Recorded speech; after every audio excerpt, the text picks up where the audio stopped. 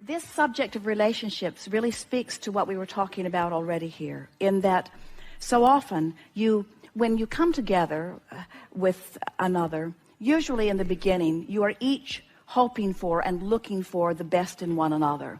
And that's a very good basis to begin, because when you are looking for it, you are finding it. And so what you're actually doing is using the positive aspects of each other to be your excuse to tune yourself into who you really are. In other words, when you see something in another that makes you feel good, you have fixated on something that has caused you to become a vibrational match to the greater part of you. That's what in love is. It's being a vibrational match to who you are. But so often people want to find approval or appreciation from each other, and in looking for it from each other, they forget about the vibrational alignment between who they are and who they really are. So we want to say to you that if you will let the relationship that matters most, far more than all other relationships put together, be the relationship between you and you, a really good thing to ask yourself on a really regular basis as you're involved in your interpersonal relationships. Let's say you're looking at someone and you don't like what you see, and you feel negative emotion because you've fixated on something that the source within you would never fixate on. Source within you is a lover. And when you see something that you are not loving, you're using that as your excuse to separate yourself from who you really are, and you're blaming that person. If you didn't have that, I'd feel better. And we say, that's probably true. If you were observing something that made you feel good, then it would be easy for you to be a vibrational match. But don't ask others to stand on their head so that you can tune into who you are. Tune into who you are. Let your feelings be unhurtable. Be a vibrational match to who you are, and then be the lover that you truly are, you see. So there are two things that we would say on a regular basis in our quest for relationships of all kinds. The first is we would begin practicing when we feel positive emotion. We would say, what is it that I'm focused upon within you that I'm using as my excuse to tune into who I really am? Such a good statement.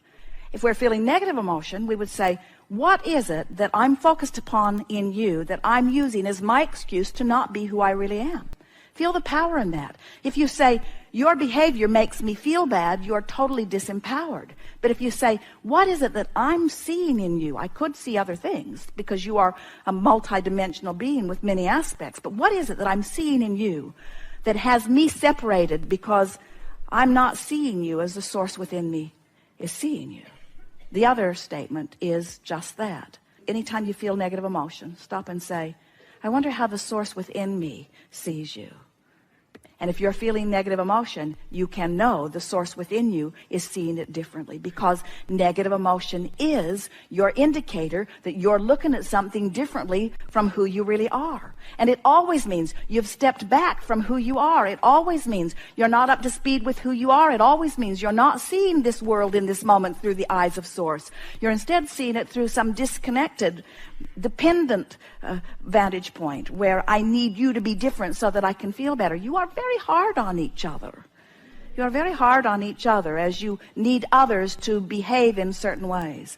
But when you let the relationship of all relationships be your relationship with your inner being, with the source within you, you tend to that first by practicing it all of the time.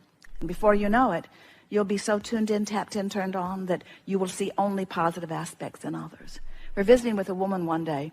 She was discussing her ex-husband, who she had nothing good to say about.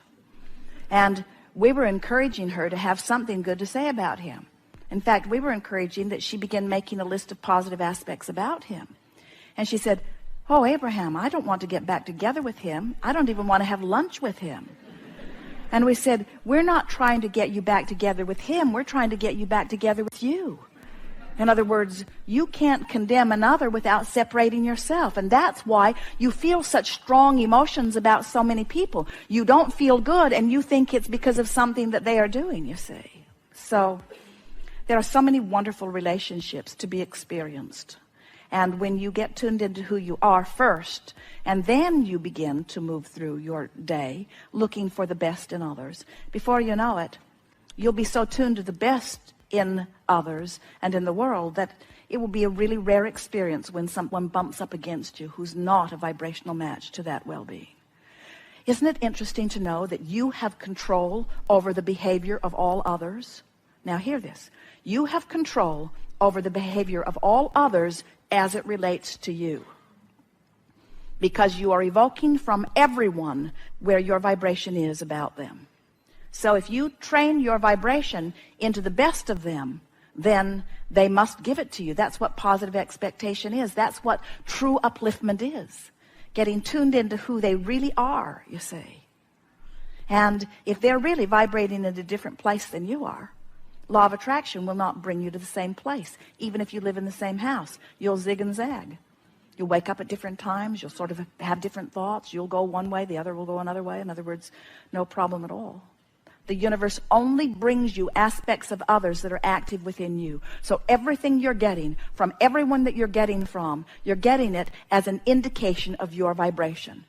So if someone's rude to you, they're your vibrational indicator. If someone's charming, they're your vibrational indicator. You only get back what you are giving out, you see.